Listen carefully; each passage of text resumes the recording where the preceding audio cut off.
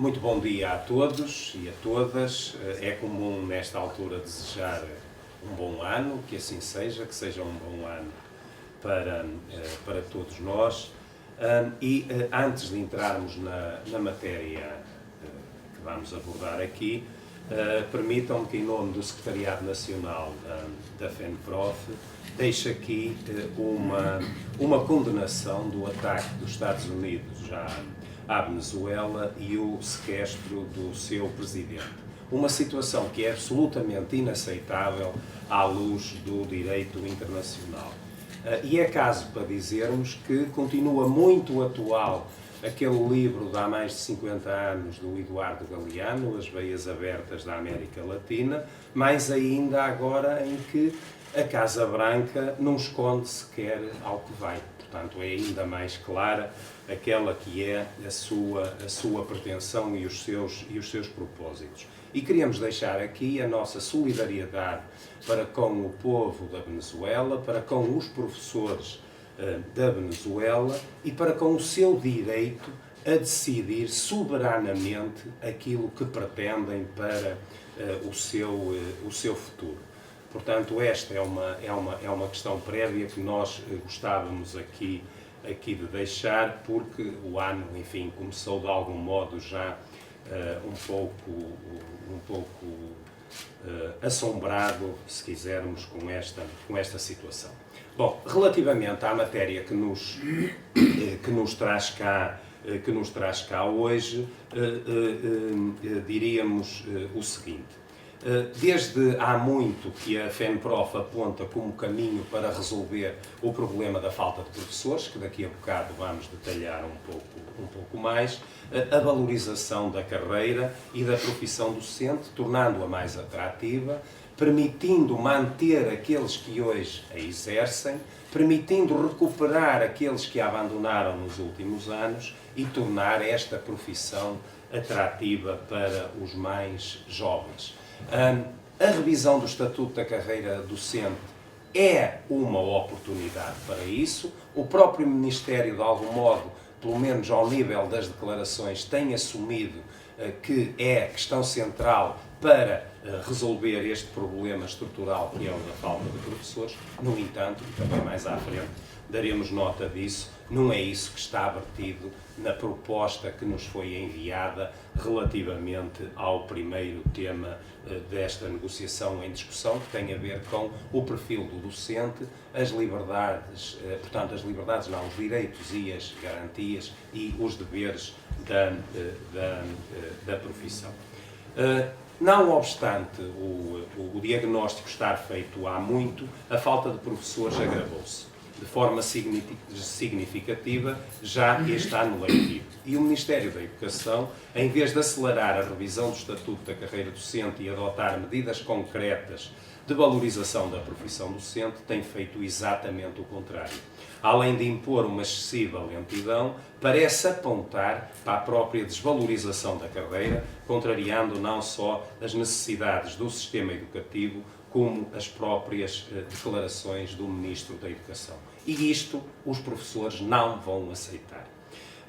Mas vamos então aos dados em concreto, relativos à falta de professores. Se nós fizermos então a comparação com o primeiro período do ano letivo anterior, no que diz respeito à contratação de escola, e importa aqui ter em conta o que é a contratação de escola. A contratação de escola é um mecanismo que é acionado depois do mecanismo nacional, a chamada reserva de recrutamento, não dar resposta a um pedido de horário das escolas e, portanto, a contratação de escola é, nesse momento, acionada. Ora, se nós fizermos a comparação, tanto em número de horários como em número de horas, relativamente ao primeiro período do ano letivo anterior, nós verificamos que há um enorme crescimento.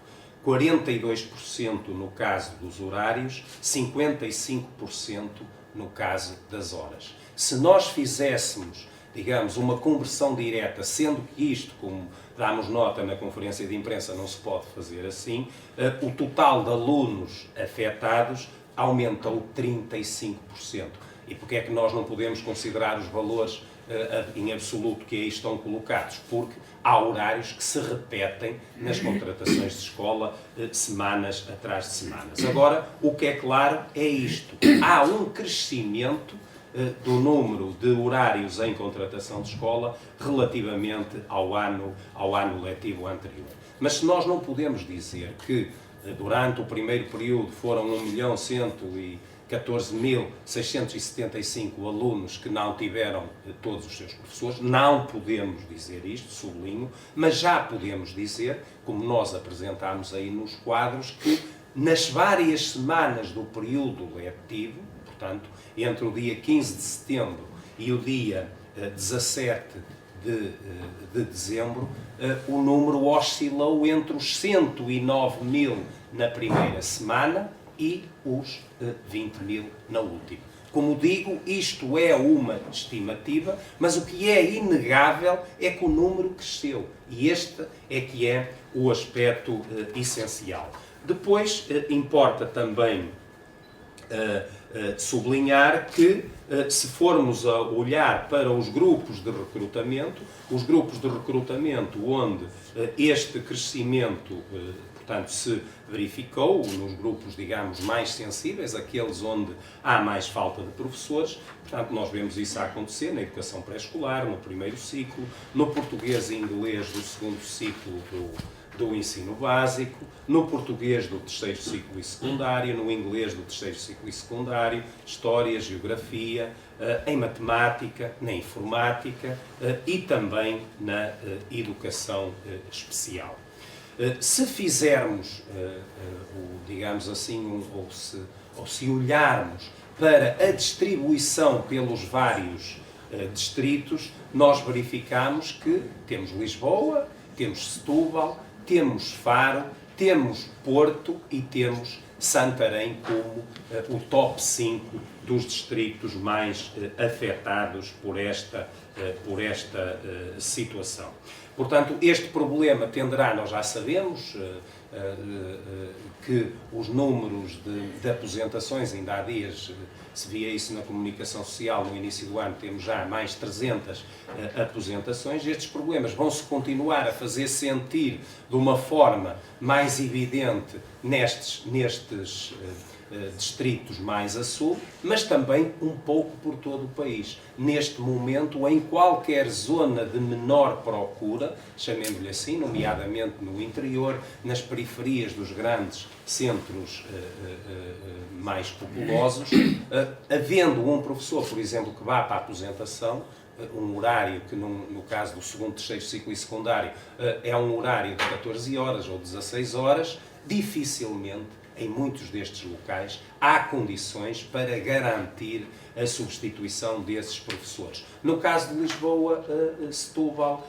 e o Algarve, não há mesmo sequer professores, estejamos nós a falar de situações de horários incompletos ou horários completos. Temos também aí a distribuição pelos concelhos dos 3 distritos mais afetados, Lisboa, portanto, Setúbal e Faro, e em muitos destes concelhos o número de horários é significativo. Aliás, alguns dos concelhos destes distritos têm inclusive mais horários em falta do que até muitos dos outros distritos que não pertencem a este top 5. Temos depois também a distribuição pelos os agrupamentos onde houve mais pedidos para contratação de escola, portanto, e todos eles claramente situados aqui na região de Lisboa, mas também na região de Setúbal e do Algarve. Portanto, em suma, nesta matéria, como referimos há pouco, o problema cresceu. O número de horários para contratação de escola aumentou, o que significa que há mais alunos afetados por esta situação e não há desculpas do Ministro, que tem dificuldade em encontrar o número rigoroso que esconda esta matéria.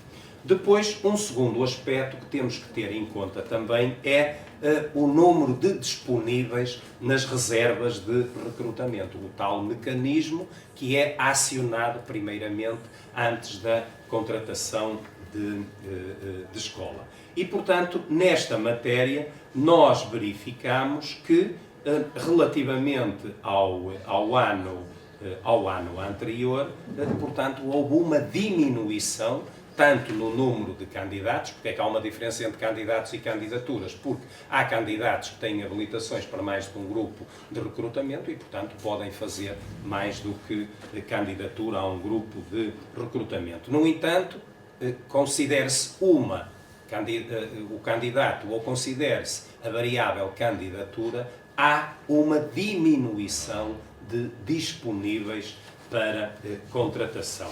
E o último aspecto que também queríamos chamar a atenção tem a ver com o concurso externo extraordinário.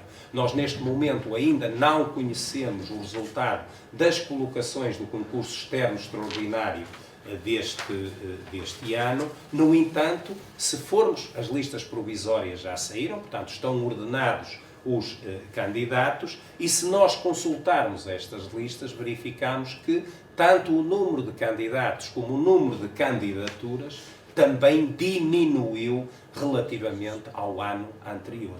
E verificamos também que há, digamos assim, um número significativo de candidatos sem habilitação profissional, ou seja, apenas com habilitação própria. No fundo, considerando nós estas três variáveis, portanto, temos mais horários em contratação de escola, mais alunos afetados, temos menos professores disponíveis e temos menos professores disponíveis para o concurso externo extraordinário e um crescendo ao nível do recurso a não habilitados. Portanto, a conclusão é simples. O problema não diminuiu, o problema agravou-se. E, portanto, é tempo, de facto, de avançar com a revisão da carreira docente. E sobre esta matéria, importa dizer o seguinte. No dia 31 de dezembro, a FENPROF enviou o parecer sobre a proposta do Governo. Portanto, temos reunião na próxima quarta-feira, às 11h30 da manhã. Portanto, nessa altura, tornaremos pública o nosso parecer. No entanto, o que já podemos dizer sobre ele é que, de facto, não só é uma oportunidade perdida, como até parece apontar no sentido da desvalorização da própria profissão. Porque o que o Ministério faz, e essa parte até será louvável, procurar simplificar, no fundo garantir que neste capítulo portanto, do perfil do docente, deveres, direitos e garantias, portanto, procura condensar tudo em 3 artigos. Um artigo sobre o perfil do professor, um artigo sobre os direitos e garantias e um artigo sobre os deveres. Até aí tudo bem. O problema é quando começamos a olhar para os concretos que são colocados em cada um desses artigos. E, por exemplo, no que diz respeito à questão do perfil do docente, há claramente um afastamento daquela que é a matriz hoje do perfil do professor, que, no fundo, é um sucedâneo da diversa legislação que foi sendo construída a partir da Lei de Bases do Sistema Educativo e que colocava o professor como uma profissão, não é por acaso que é uma carreira especial, com uma especificidade muito própria que advém precisamente da natureza da profissão. Ora, o que é que faz o Ministério? Coloca não essa origem, se quisermos, na Lei de Bases do Sistema Educativo, mas sim no tal RECAP, no referencial de competências da administração pública, em que, no fundo, o professor é transformado numa espécie de funcionário, perdendo partes significativas da autonomia que tem ao nível do direito de ensinar, do direito de utilizar portanto, os processos e, enfim, os métodos que entender mais razoáveis e, portanto, é transformado numa espécie de um funcionário que executa meramente aquilo que superiormente é determinado. Portanto, está completamente organizado numa lógica administrativa e gestionária. Desaparecem, por exemplo, direitos como o direito à negociação coletiva, embora se possa dizer, bom, mas isso está na legislação geral. Pois está muito bem, mas o atual estatuto tem isso consagrado. A representação coletiva dos professores ao nível da representação sindical ou da representação profissional por via das associações profissionais.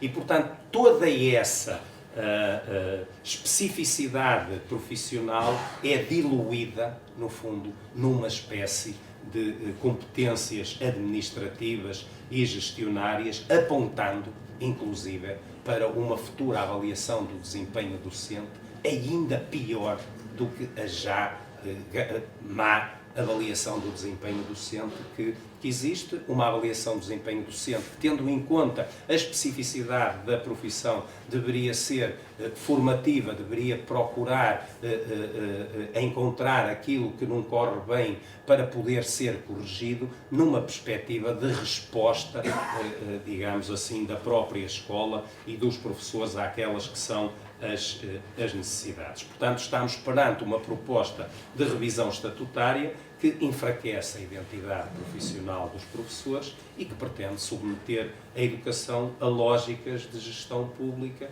que lhe são estranhas, nomeadamente tudo aquilo que tem a ver com esta perspectiva administrativista e gestionária que, portanto, advém do recado.